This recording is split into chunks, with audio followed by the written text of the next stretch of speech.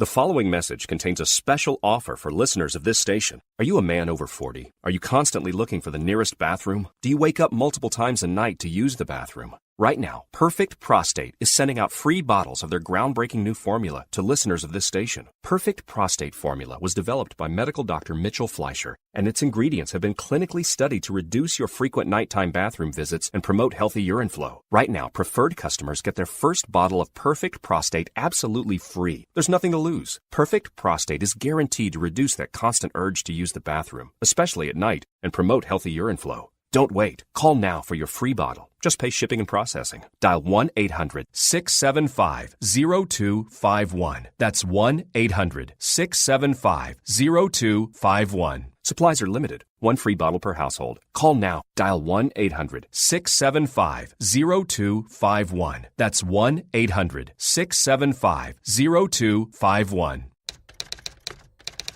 All writers are prone to becoming so attached to our characters and stories that we struggle to see why a passage may not be working. It takes another set of eyes to help us nurture our writing to full maturity.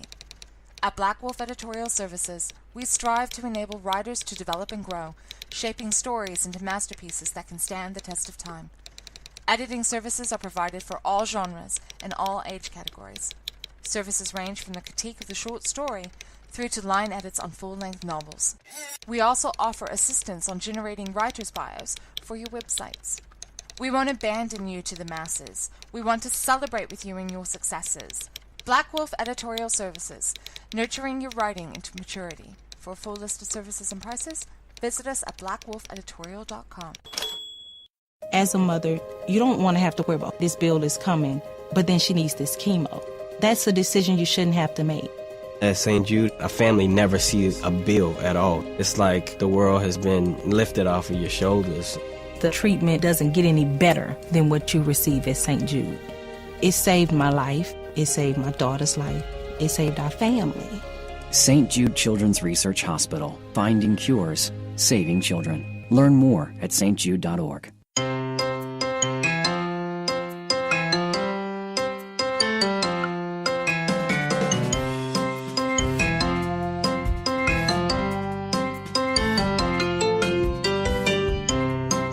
The world around us is an amazing place, filled with beauty and with science.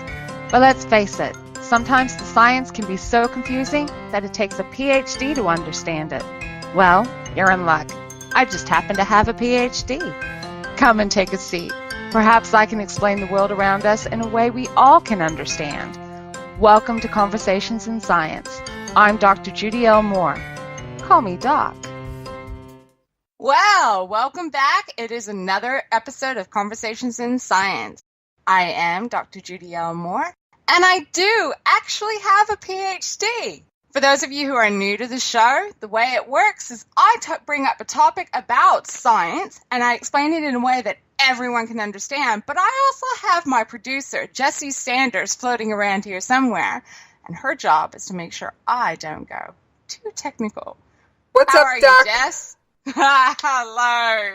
Right. Over the last several episodes, we've been talking about how science has actually just been explored and various different things. But I thought we might deviate a little bit today Hey, and Doc. talk about science fiction. Hey, Doc.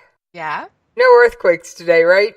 No more Mother Nature parts? No, I don't want any more earthquakes. We are still getting a few little aftershocks here and there, but they sort of feel like buses that have gone over the road and sort of vibrating through the house. But so yeah, hopefully no aftershocks. No more. No more. Okay, just had to check there, Doc. Okay, science fiction. Do you know what's coming out very, very soon in the cinemas? Rogue One? Yeah, Rogue One, another Star Wars film. Hey, I'm a science geek. I'm looking forward to it. I love watching the space battles. But there's something about Star Wars and Star Trek that is just a little bit off when it comes to the science. And that's the weapons. Really, Doc? What was that? Really? Those... Yeah. Now, all those weapons are fake? No, not all of them. Okay, Where do you want to start? Do you want to start with the laser cannons? Lightsabers. Oh, the lightsabers. Okay, we'll start with the lightsabers. Lightsabers are, of course, are only in Star Wars, but sorry, guys, lightsabers, they don't exist, and they're never going to exist. We can break this down in little bits and pieces. In the movies, a lightsaber is literally just this small little handheld device that suddenly extracts a laser beam that's about, I don't know, 1 to 2 yards in length, depending on the design of the lightsaber. But you can see it in the movie very clearly. Yeah, no, lasers are light. Unless the light is going to interact with something around it, like dust or some other confining thing, you're not going to see it. So we're never going to see a lightsaber like that in the first place. Okay, wait Not a only minute, that- Doc. Wait Yes? a minute. I've got a little red quote-unquote laser pointer I play with my cat with. But can you see the beam? I don't You really... can probably see where it hits on the wall or on the floor, but you're not going to be able to see the beam. I think the cat can see the beam, but I'm not sure. No, even the cat won't be able to see the beam. The light, the speed of which light moves is so fast that our eyes cannot actually detect it.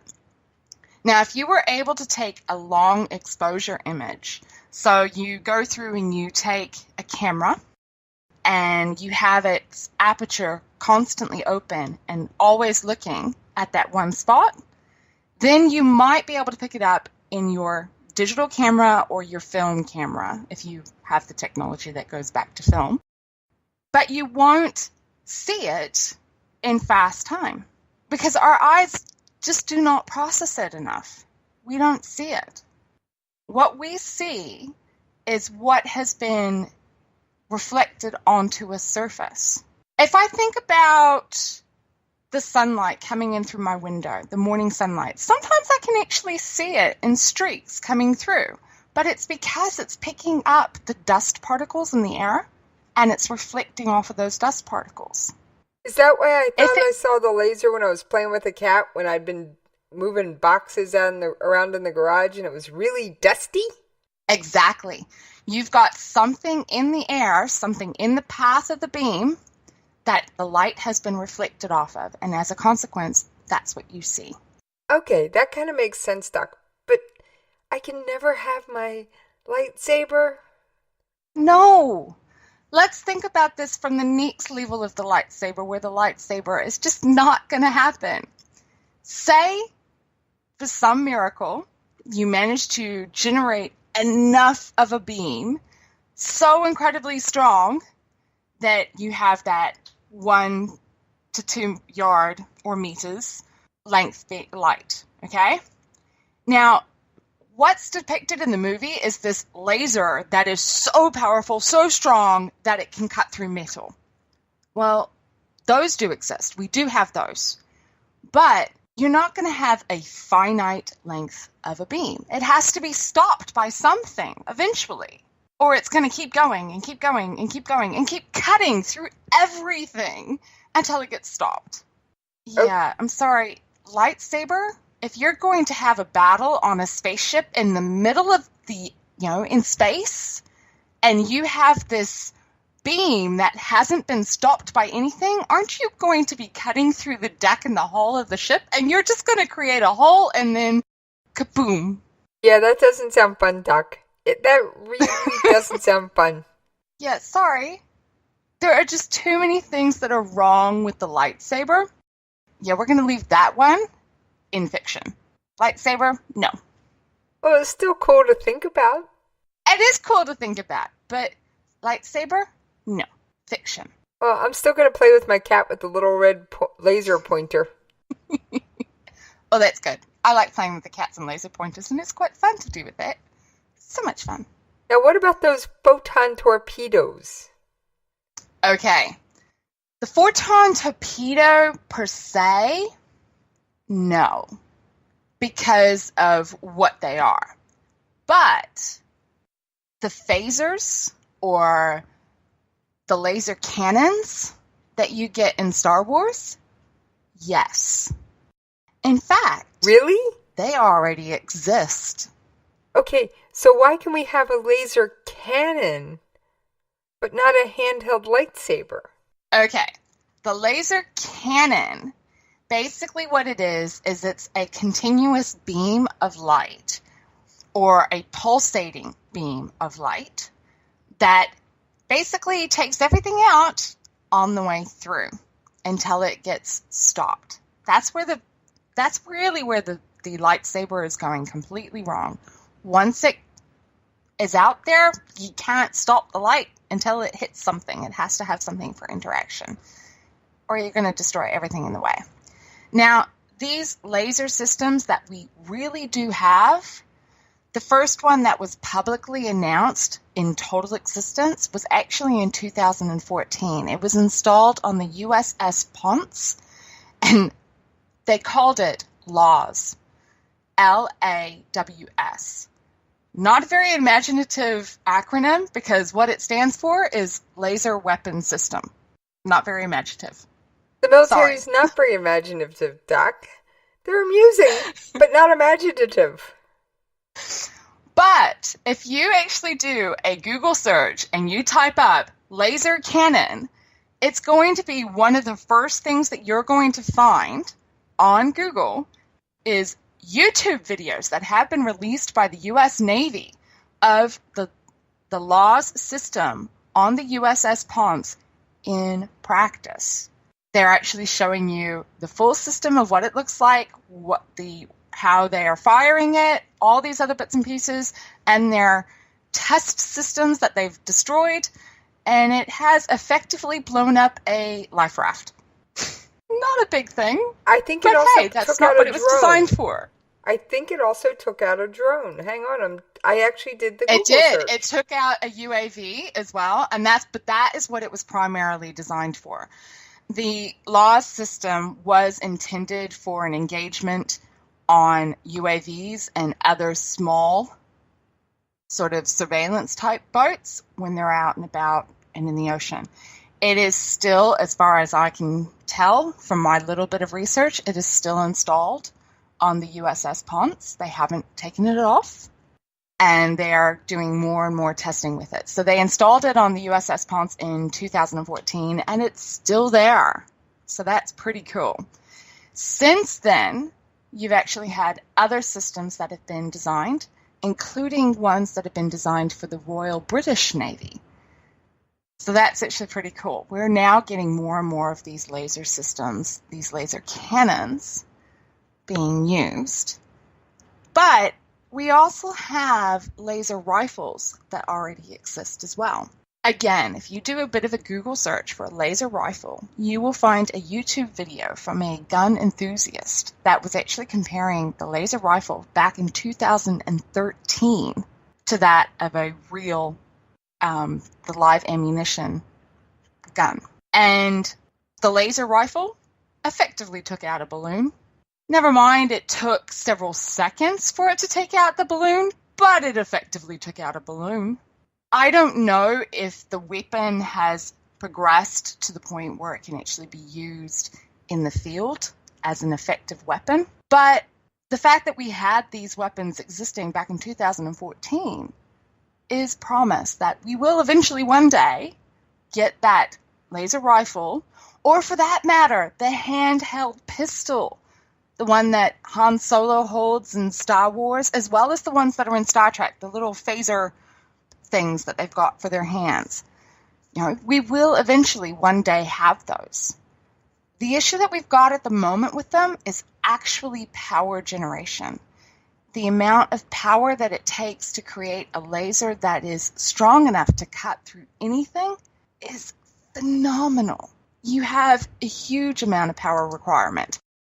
You have something in the order of, okay, let's take a bit of a step back. We have laser cutting technology. We use at the moment now, within our machining of metals and bits and pieces, we use lasers to cut the metal. Known technology, we use it all the time. However, to cut through Doc? 6.4 mil, yes. They also use lasers sometimes to do things like etch writing on glass bottles and things like that, because I actually ordered a specially engraved glass bottle for a friend of mine for the holidays. Yeah, we use this laser technology for a lot of things. We also use it for shaping of eyes.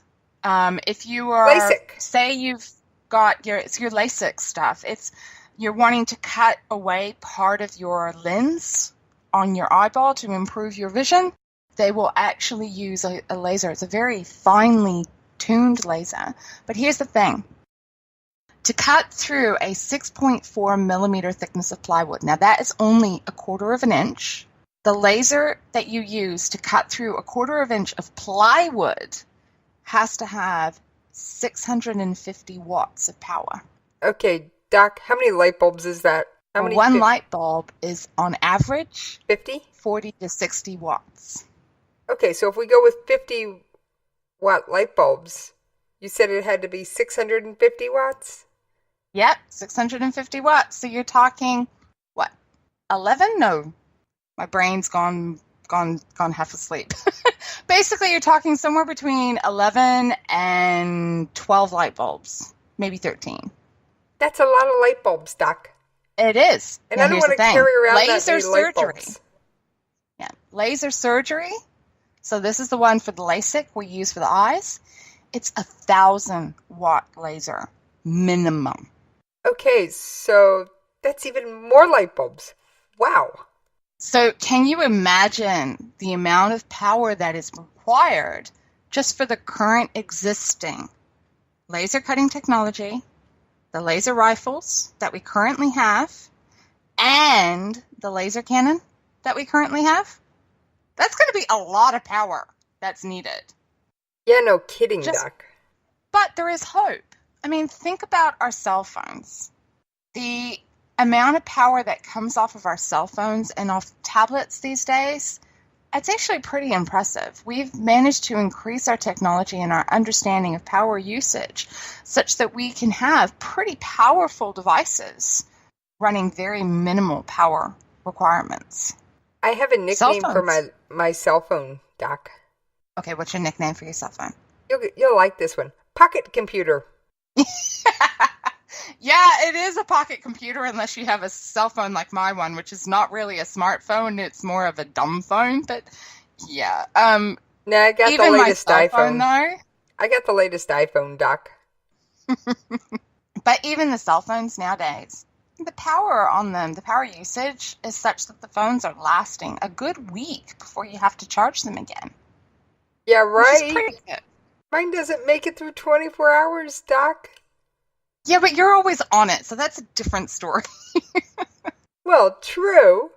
I'm either calling somebody or texting somebody or chasing down something for somebody or doing something. But you still get through most of the day doing through quite a about bit of stuff 16 on your hours. phone. I get about 16 hours. Yeah. So if we have progressed to that level of technology that we're able to do that now, give it another 20 years, and we will probably have the power generation issue solved, and we'll be able to have these laser weapons handheld rather than these big, massive things requiring a massive generator on the back end of it. We'll get there. We will get there. But lightsabers, sorry, as much as you want to believe it. Now, before I get carried away, there are going to be people out there that says, well, hang on, if I do a search for a real lightsaber, I'm going to come across a whole bunch of videos on YouTube where people have created a real lightsaber. Yeah, no, take a good look at what they've created, guys. Most of them were fire. What they've actually created is a glorified blowtorch. Yeah, I took a look at a couple of them when we were doing the show prep for this, Doc.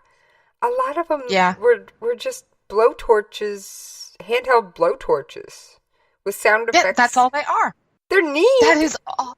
They are neat. I will gladly admit that. It is pretty cool. But it's just a glorified blowtorch. That's all it is. And yes, With the blowtorch, you can actually create a flame that is a nice long stream, and hence you can see it, and it will have a finite effect on the light. Lightsaber?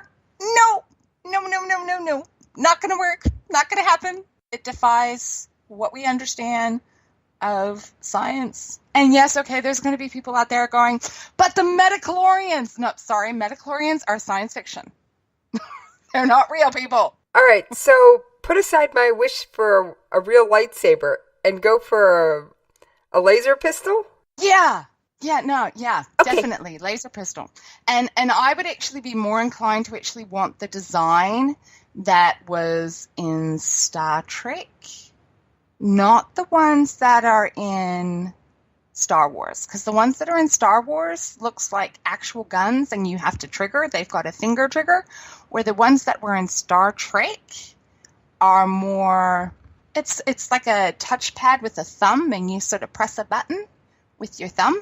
I'd rather have the one like Star Trek, the gun shape. Yeah.